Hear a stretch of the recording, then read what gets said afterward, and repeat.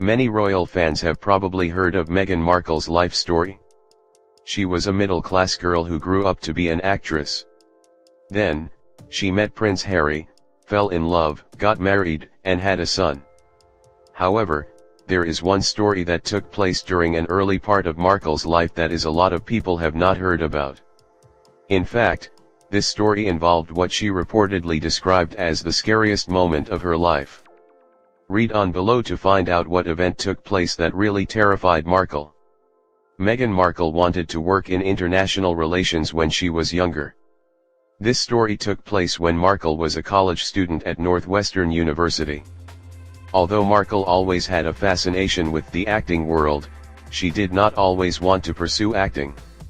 When she was still a student, Markle actually was working towards a career in diplomacy, which is why she decided to double major in theater and international relations.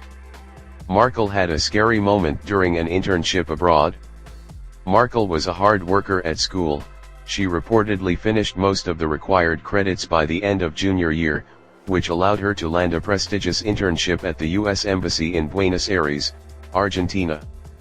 In 2002, she embarked on the 6-week internship as a junior press officer. The experience would definitely turn out to be a memorable one she will never forget. On her 21st birthday, Markle was allowed to accompany the convoy that was picking up the U.S. Secretary of Treasury Paul O'Neill on his visit to Buenos Aires. However, this was during an economic crisis in Argentina, so the Argentine people were not too happy about O'Neill's visit. Argentina blamed the U.S. and the International Monetary Fund for the devaluation of their currency, and before he came to Argentina, O'Neill had also said some unkind words about South American countries. O'Neill was greeted by an angry mob in Buenos Aires. He later told, "I remember the arrival because protesters banged on my limo with their placards. It was a memorable event." According to royal biographer Andrew Morton, Markle, who was originally excited about being a part of the convoy, would later describe the experience as the scariest moment of her life. This was also less than a year after the 9/11 attacks, and there were rumors that Islamic militants were looking to do some business in South American countries. Morton noted, "Meghan would have already been wary, and it's easy to imagine how frightening she would have found an angry mob of protesters attacking her car." In any case, while she seemed to have done a tremendous job at her internship, Markle eventually left the diplomacy path.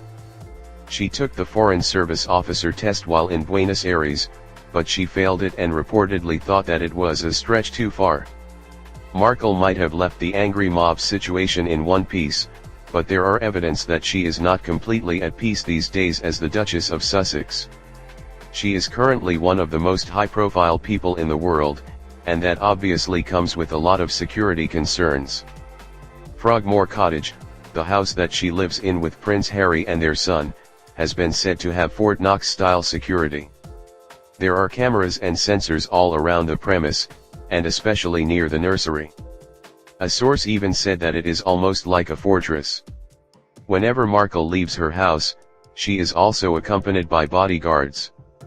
The Duchess reportedly does not like going out without these protection officers. There are certain things she's extremely paranoid about, such as being physically attacked, an insider said to The Sun.